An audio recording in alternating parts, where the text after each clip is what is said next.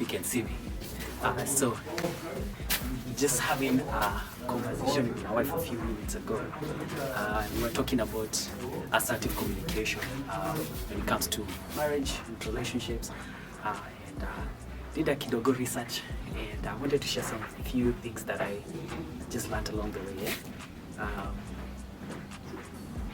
So we understand that communication is the bloodline for any relationship, and so sometimes not having the tools or not knowing how to communicate brings a lot of conflict in relationships. And so I'll share different ways that people communicate, and then we will talk about assertive communication and why it's important to kind of know how to communicate in that way, or start learning to avoid unnecessary conflicts in your relationship. So we'll start with the first one, which is passive communication, and this is where you avoid expressing your needs or your thoughts, either due to fear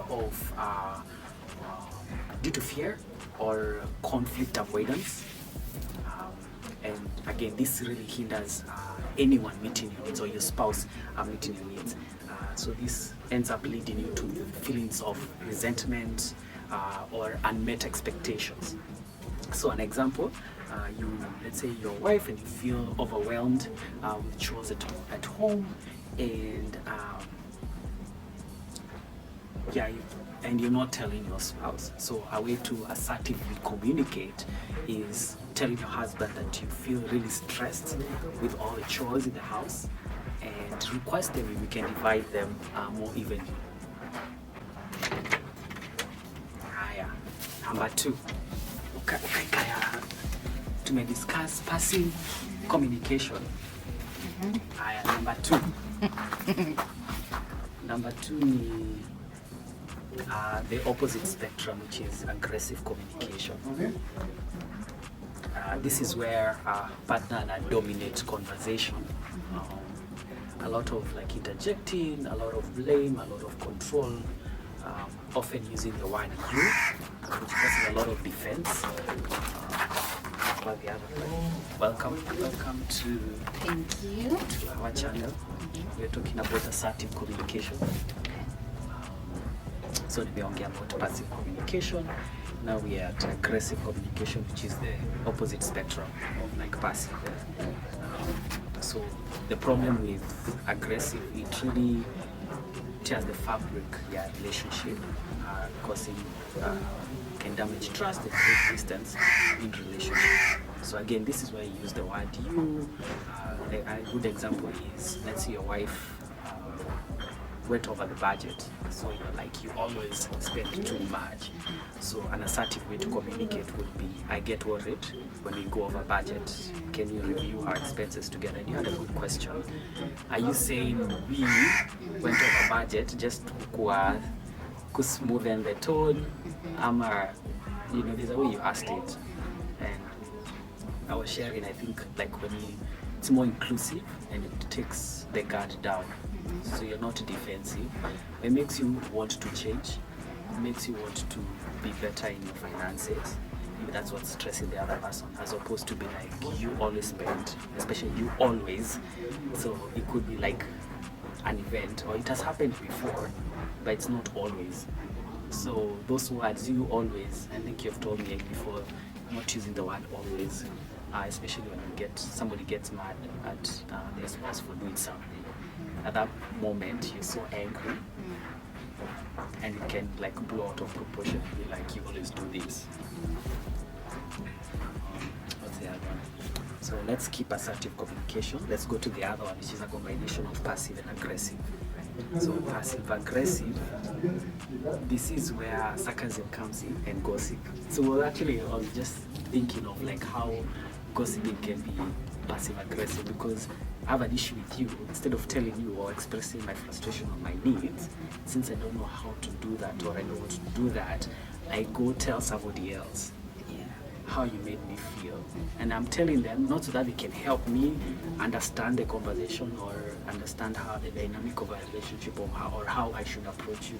It's more of I am tarnishing your name in the process. So now this new person will not see you in the same light as before, because I did not know how to communicate my need at that moment. So again, using sarcasm, so conversation zako, when you're talking out to that person, it actually spills, your needs spill out, because you are not being direct, but at the same time, you're not aggressive.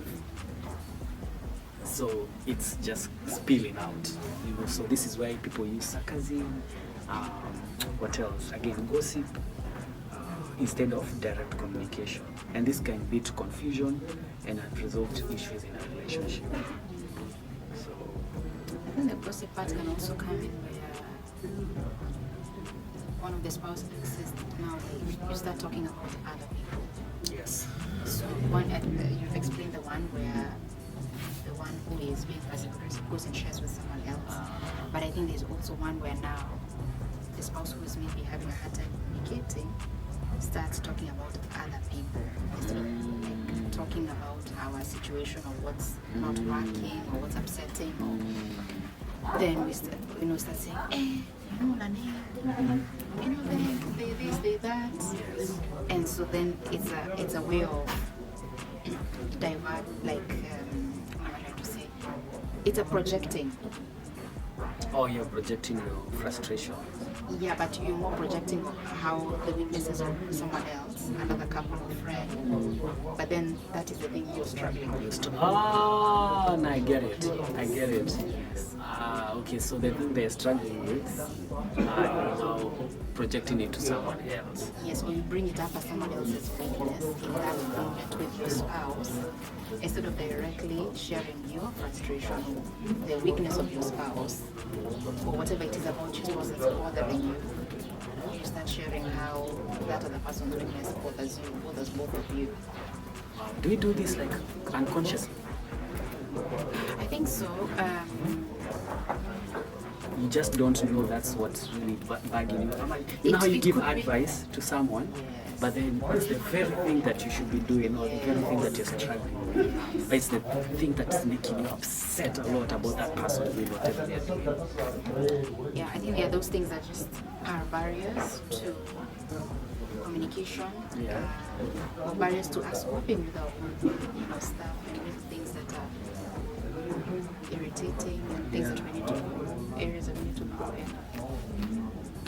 So that's now assertive communication. Involves you're very clear, but at the same time you're very respectful.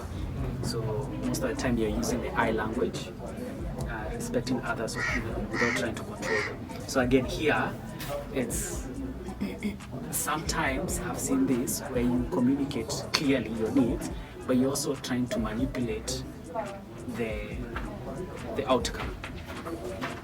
So I am communicating like yes.